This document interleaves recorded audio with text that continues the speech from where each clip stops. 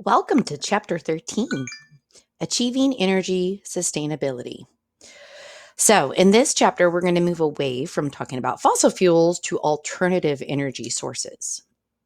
So, the first part of this chapter talks a little bit about how we can use these better, well, I say better forms of energy to become more sustainable as a society and as a species in our societies. So there's two ways that we can use less energy. One is through conservation, and the other is through making sure that we are being as efficient as possible with the energy that we have. The most common ways that we do that are obviously finding ways to use less energy, turn off the lights when you leave, those kinds of things. But then also, like power companies may implement things what they call tiered rate systems. Like SAWS does a tiered rate system for water usage. CPS, the local power authority, also does this for electricity usage, especially in the summer. And because we do have times of what we call peak demand, summer, middle of the day, it's hot, late afternoon, where it tends to use a lot more electricity from the grid. So, from this point on, we are going to start focusing more on sustainable design.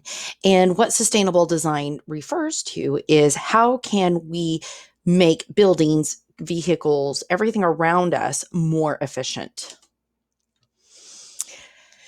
So if you have an energy efficient home, you have those little stickers on your appliances that say so, right? Energy efficient. No.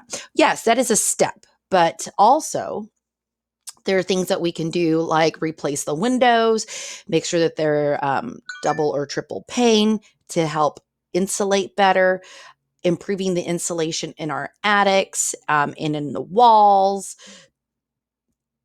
making, trying to determine which direction, if our house faces towards the sun during a certain time of day, can we plant trees to kind of offset some of that heat?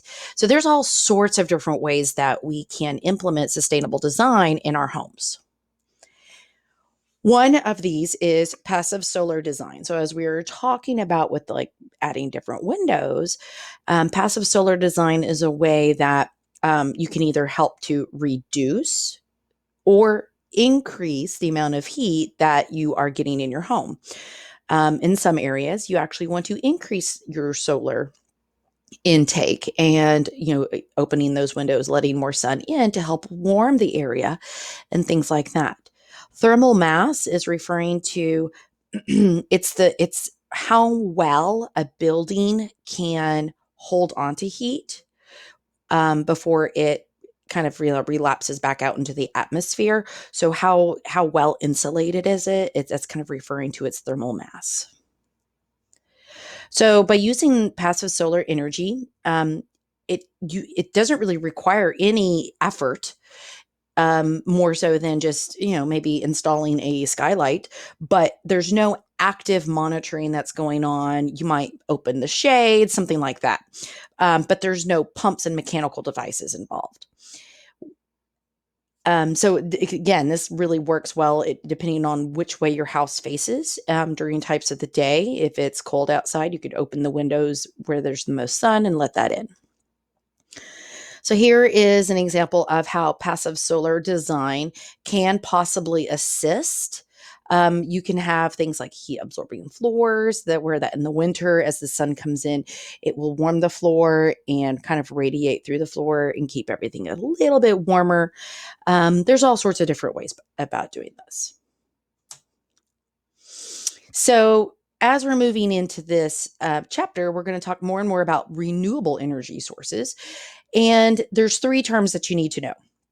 Is something really renewable, or is it potentially renewable?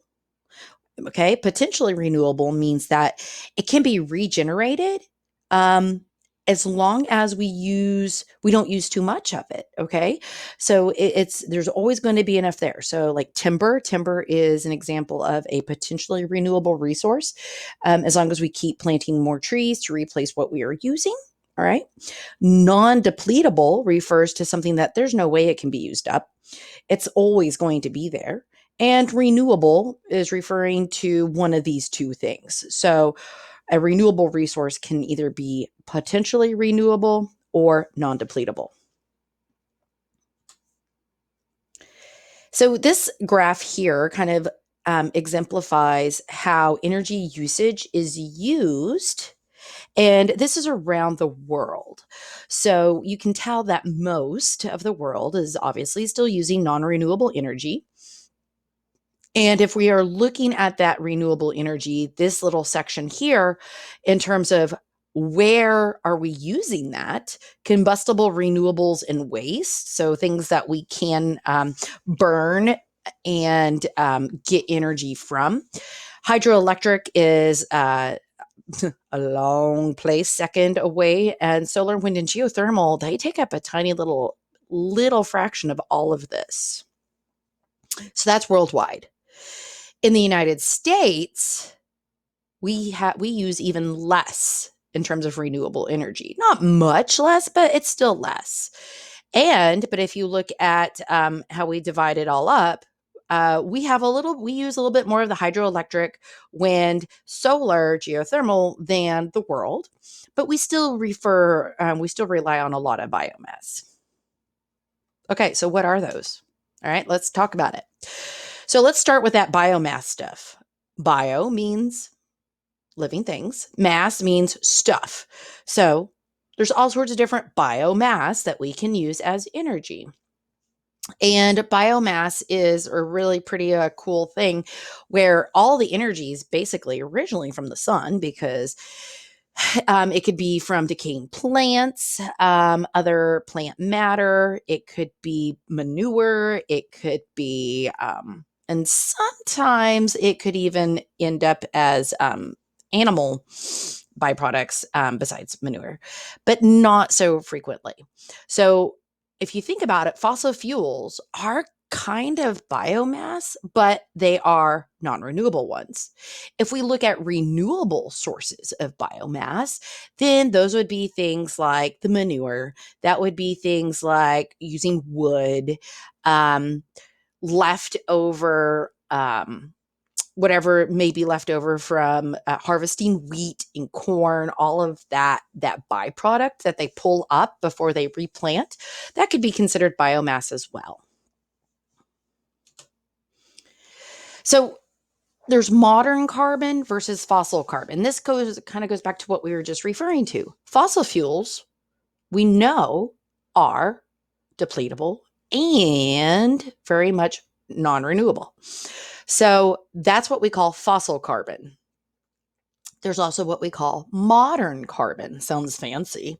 Modern carbon is what is stuff that has recently been released into the atmosphere or broken down, decayed, aged, has died, recently harvested, if we're going back to the corn example. Biofuel is a way that we can use this modern carbon. And this is referring to things like it's liquid fuel that we can use from, and we'll get into this a little bit more, but you may have heard about the vehicles that run on biodiesel. Okay, that's an example of this.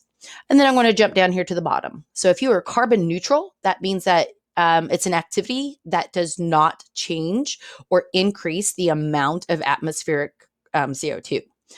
So that's like an ongoing thing. Is companies, car manufacturers, things like that are trying to become closer to being carbon neutral. They have goals of getting there, but we have to have technology to get there. Okay, so let's talk about the two different types of biomass. There's solid. Solid biomass are things like wood, charcoal, manure. So it comes as a solid state of matter. This is very, very common, used in the developing third world countries because it's easily accessible. But the problem with this is in a lot of those areas, Haiti is a huge example of this, that they have over harvested these resources, the trees, the wood, and there's nothing left. They did not replant. So this solid biomass sometimes can result in a increased chance of using too much. All right. So you have to be careful of that. Other countries do have policies put into place to replant what is used. All right. So solid mass. Wood, and this is what I was just talking about, is it's not sustainable if we don't replant. Charcoal is lighter than wood. My husband is singing. Can you hear him? And it does produce less smoke, which in many ways is beneficial as well. But then there's areas where you just can't really get wood. And a lot of times they'll use dried animal manure, especially from those that are herbivores, primary consumers. Back in the day, in the pioneer days, they used to use cow patties to start their fires, and they would burn for long and slow. They don't get very hot, but they used to be a source that pioneers used a lot back in the day. Okay, let's talk about those liquid forms. The major two biofuels that are liquids are ethanol and biodiesel. Kind of talked about this, touched on it a few slides ago. So these liquid biofuels, they a lot of times can be used as substitutes for gas and diesel. Ethanol it's a form of alcohol, and this ethanol, you might whenever you go fill up your car, you might see on the side of the pump it might say may contain up to 10% ethanol. Most gasoline running engines can use about 10 to 15% ethanol mix without any any damage done or anything. And then other vehicles are built with engines that are specifically able to run off of this. Biodiesels, what kind of where you may talk about where um, you could go around to the different, say, fast food places, get all their used oil, filter it out, and and run your vehicles on that. It is a thing. It's not super popular, but it is a thing. And flex fuel vehicles, they became more popular about a decade ago, and they started kind of falling back out of favor because there wasn't a lot of flex fuel stations, and they're starting to creep back up as well. Ford has several flex fuel vehicles in that they produce, and on the back it'll say flex fuel, and it's on the back of a lot of them, the F-150s and SUVs. So you might see those. All right, so we're gonna change it up. Instead, we're gonna move away from biomass. Let's talk about water. So hydroelectricity is how we get electricity from water. And there's a couple of ways that we can do this. We can do this by either, we call it a run of the river, meaning that it just kind of follows along a natural stream bed or river. There's no big dam that we need to like stop it or anything like that. A lot of times they'll just implement turbines and stuff along the waterways. Okay, that's run of the river. Water impoundment is what you think of when you think of like a dam, Hoover Dam, things like that. And so they actually have to build this huge concrete structure, and they let water build up behind it in a reservoir and allow some water out over time to turn their turbines. And then in the oceans and seas, we can also use tidal energy. And this is actually gaining more popularity where as the tides move in and out, they turn turbines that are implemented and installed kind of on the floor there of the ocean as it moves in towards the beach, and it can generate electricity. So this is a generic kind of showing of what the turbine may look like. This an example is in a dam. That dam. And so basically the water moves through the intake down here. Again, only a certain amount is passed through. The turbine it creates kinetic energy and turns it, literally turns it. And as it's doing so, you have a generator shaft in here, and that generator is what creates the electricity. And then it's passed down along the line. So when you have the outflow where the water is released back into a river system. So pros and cons of hydro. Well, it is definitely renewable. It could be used in rural areas because that electricity, once it is generated, can be followed along lines to smaller towns and rural areas. It's really clean in terms of air pollution. It's really, I mean, it doesn't really create any CO2 emissions. It's once it's installed and working, it's pretty cheap. And depending on how you do it, like building a dam, that can be expensive. That's damn expensive.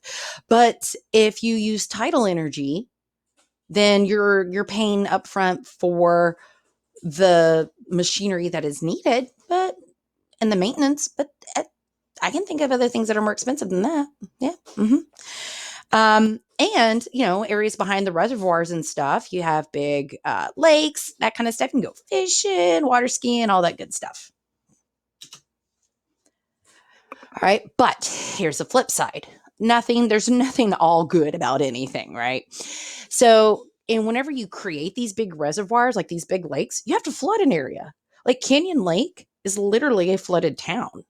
If you go scuba diving, dive down to the bottom. There's a town down there. Apparently, I haven't seen it myself. That's what I've heard. That's what I've been told. It could make people move. It can destroy ecosystems on both sides, downstream and behind it, because if you have to flood out organisms' habitats, that's not good. And then you could possibly have what we call siltation, which is where you get kind of like this muddy, soggy bottom that just builds up on the bottom of the reservoir and then, in fact, clog the dam itself. All right, we'll pause there.